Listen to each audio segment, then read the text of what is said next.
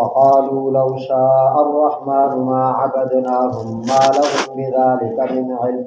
إن هم إلا يخرصون أم آتيناهم كتابا من قبله فهم به مستمسكون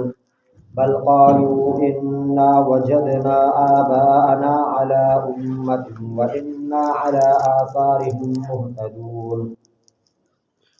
وكذلك ما أرسلنا من قبلك في قرية من نذير إلا قال مترفوها إنا وجدنا آباءنا على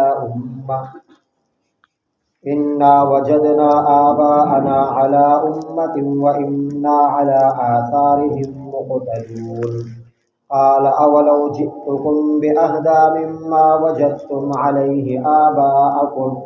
قالوا إنا بما أرسلتم به كافرون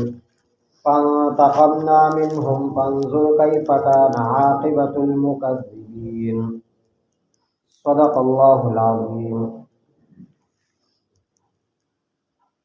دا پنځشتمه سپاره سورۃ الزخرف ده.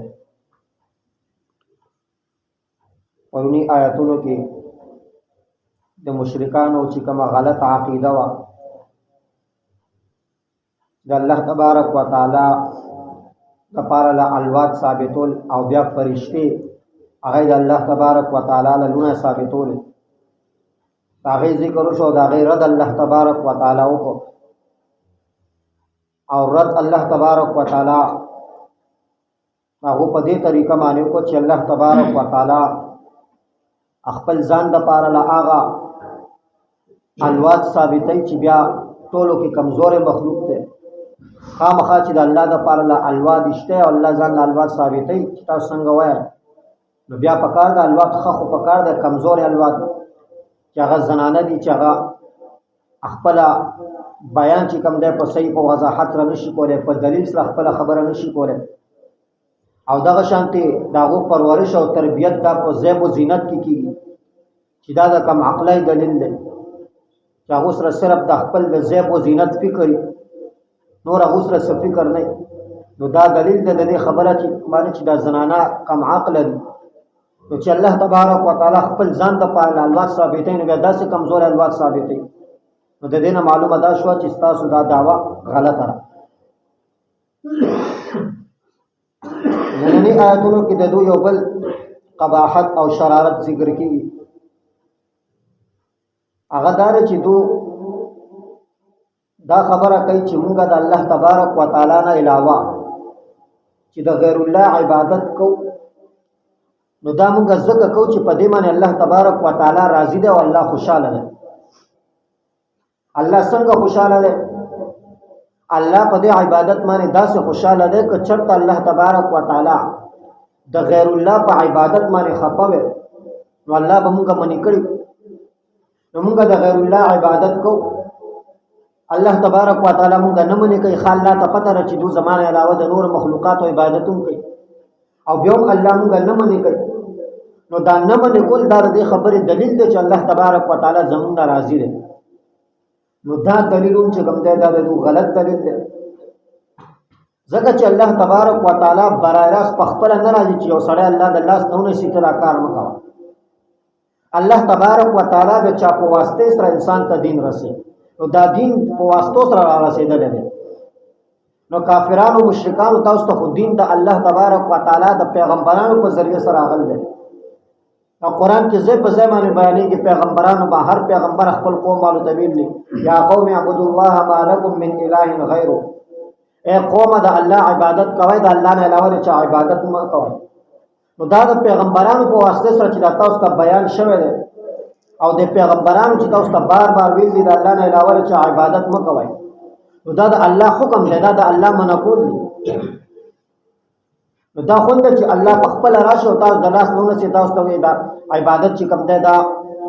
د غیر الله مه کوئ. نو پیغمبران چې تاسو منې کوئ نو دا د الله حکم دی د الله په حکم باندې تاسو منې کوئ. یا الله تبارک وتعالی فرمایي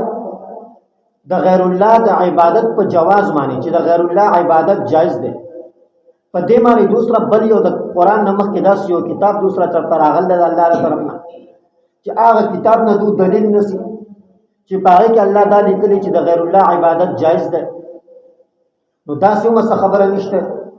چې د قران نمخ کې په دوه باندې جدا یو کتاب نازل شوی او پاره کې دا لیکل شوی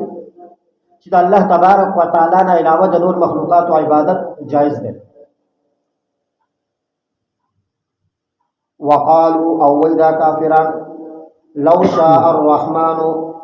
کچرتا غختل الله چې رحمان ده ما عبدناهم من بعبادت نکو د دې غیرو ما لهم بذلك من علم دوسرا پدې خبره معنی څه علم نشته انهم الا يخرسون ندی مگر دو په اندازه خبرې کوي. ام آتیناهم کتابا آیا موږ دول ورکړه د یو کتاب من قبله د دې قران نمخ کې فهم به مستمسكون چې دو هغه سره دلیل نسی بل قالوا بلکې دو هوي ان وجدنا آباءنا بشک موږ لیدلې دي خپل لرونا نګونا على امه فيو دین معنی وإنا على آثارهم او بشک موږ داغو په نقش قدم باندې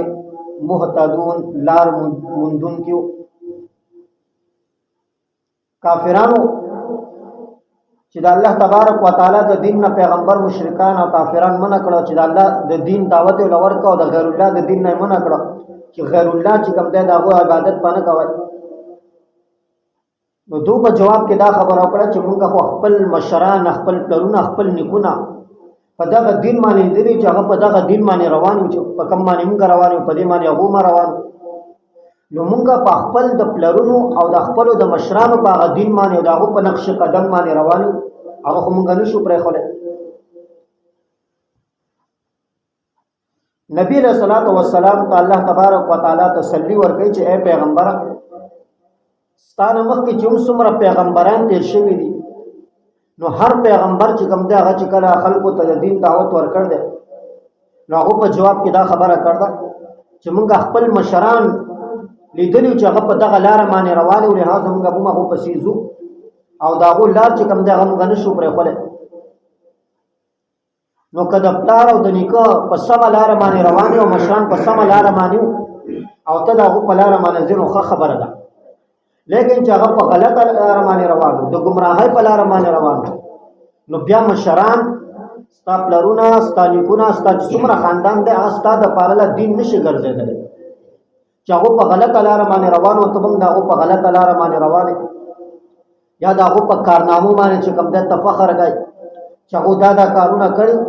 او دغه کارونه به چې کوم دی دا موږ هم کوو نو دا چې کوم دی گمراهي ده. دین ته الله تبارک وتعالى د پیغمبرانو په ذریعہ سره راغله ده او هغه په مختلفو شکل صورتونو کې هغه چې کوم ده بیان کړ ده. نو خپل پلرونه او نیکونه چې کوم ده دا پکې مو پېښ کوي دا د الله تبارک وتعالى دین د ثابتولو د پاله ثبوت نه ده او نه دلیل ده. نو خپل د مشرانو چې کومه تور طریقې دي نو هغه چې کوم ده په دلیل کې پېښ کول او داغه په نقش قدم باندې تل نو که طریقه صحیح او په سم دین باندې روانو خو خبره ده لیکن کدا لار غلط نه داغه په غلطه لار باندې روانه دل هغه باندې تل یا داغه کارنامو باندې بیا فخر کول لکه قریش په چکله د حج نه فارغ شو نو بیا به ادره دل او د خپل د مشرانو تذکیره به کول یو به زمونږه لارو هغه به دا کار کا او دا کار به داسې کا او بل به زمانه کا به داسې کا او دا کارنامې به ذکر کولی. الله تبارک وتعالى فرمای فاذا قضيتم مناسككم فاذكروا الله كذكركم آباءكم او اشد ذکر. تاسو چې کله د حج نه فارغ شل نو د الله تبارک وتعالى ذکر کوئ نو د الله په ځای باندې تاسو د خپل د پلرو او د نیکونو او د مشرانو چې کوم ده دغه تذکرې کوئ او دغه کارنامې چې کوم ده یادوئ نو دغه په ځای باندې چې کوم ده تاسو د الله تبارک وتعالى ذکر وکړئ. نو الله تبارک وتعالى فرمایي چې داغه په نقش قدم باندې تلل بس تاسو د پاره دلیل او ثبوت نه لري. نو د مشرانو کو صحیح کاری نو هغه سړیونه چې په هغه باندې عمل کوي هغه صحیح ده لیکن غلط کار دا هو اختیارو یا دا هو په غلطو کارونو باندې فخر کول لکه ډیر شي خلک د خپل د مشرانو غلط کارونه چې کوم دی په هغې باندې اوس هم فخر کوي د ګناه کارونه هغه چې کوم دی یادوي زموږ مشرانو به دا کار کوله لکه ډېر شي خلک خپل مشرانو متعلق په یو محفل کې دا خبره ذکر کوي چې زما پلارو یا زما نیکو هغه به چې کوم دی د بغیر ډولګو نه به هغه واده نه کو د دې علماو نه تپوس وکړئ دا څومره عظیمه ګناه ده د یو سړی د دنیا نه لاړ شي او د هغې نه وروستو چې کوم دی نو د هغه ګناهونه یادول سړی چې د دنیا نه لاړ شي د هغه نه وروستو د هغه ګناهونه نه دي یادول پکار نو هغه خو د دنیا نه تل دی په قبر کې پروت دی بیا هم لا اوسه پورې چې کوم دی ته د هغه ګناهونه یادوي چې هغه به دا د ګناه کار کو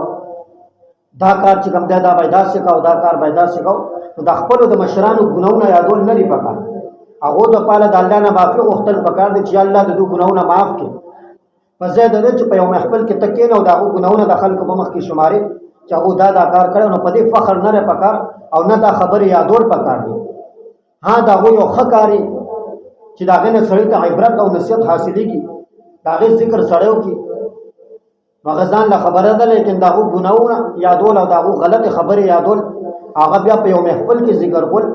دا د هغو دپاره د عذاب سبب ګرځي نو دې د وجې نه د مړو چې کوم دی د هغو عیبونه نه دي لټول پکار د هغو ګناهونه نه دي یادول پکار دلته چې کوم دی نو د هغو دپاره د تکلیف سبب دا ګرځي بل قالو بلکې دې کافرانو وي انا وجدنا آباءنا بېشکه مونږه خو بیا موندله خپل پلرونه علی امت په یو دین باندې وانا علی آثارهم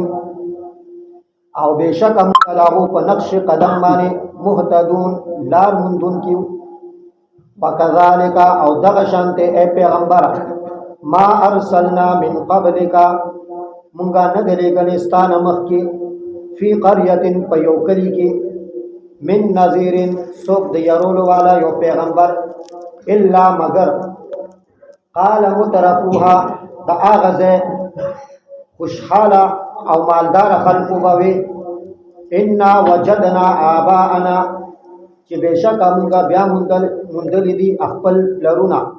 علی امت په یو دین باندې وانا علی آثارهم مقتدون او بېشکه مونږه د هغو په نقش قدم باندې اقتدا کولو والی نو پیغمبر له الله تسلي ورکوي چې پیغمبره ستا نه مخکې چې کوم کلي ته هم پیغمبر راغلی دی هغه د الله دین بیان کړ دی د هغه ځای چې کوم خوشحاله یعنی کوم مالداره او کوم مشران خلک وو نو هغو په جواب کې همیشه پیغمبر ته دا خبره کړ ده چې ته دا کوم دین مونږ ته بیانوې دا مونږ نه منو او مونږ خپل پلرونه او نیکونه په دغه دین باندې لیدلي او مونږ په دغه باندې روان یو قال نو پیغمبر دوی ته وویل اولو جئتکم باهدا مما وجدتم علیه آباءکم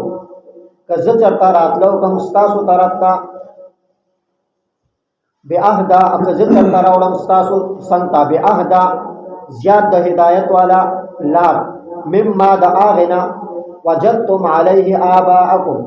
چې په هغې باندې تاسو خپل پلرونه لیدلي دي نو پیغمبر ورته فرمایي که چېرته ستاسو چې کومه لار پیش کوئ چې زمونږ د پلرونو نیکونو دا لار وه نو که د دې نه زیاته سمه لار چې کوم دی هغه زه راوړم او تاسو ته پیش کړم زیاته د هدایت لارې او څوک فیصله وکړي چې دا پیغمبر چې کومه لار بیانوي نو دا لار د ټول نه زیاته سمه لار ده نو بیا به ومنئ هغو جواب ورکړي قالو نو کافرانو وې انا بما ارسلتم به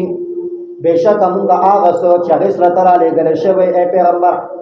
کافرون انکار کو نو پیغمبر ته په جواب کې وی چې کوم څه تا راوړي د هغې مونږ انکار کوو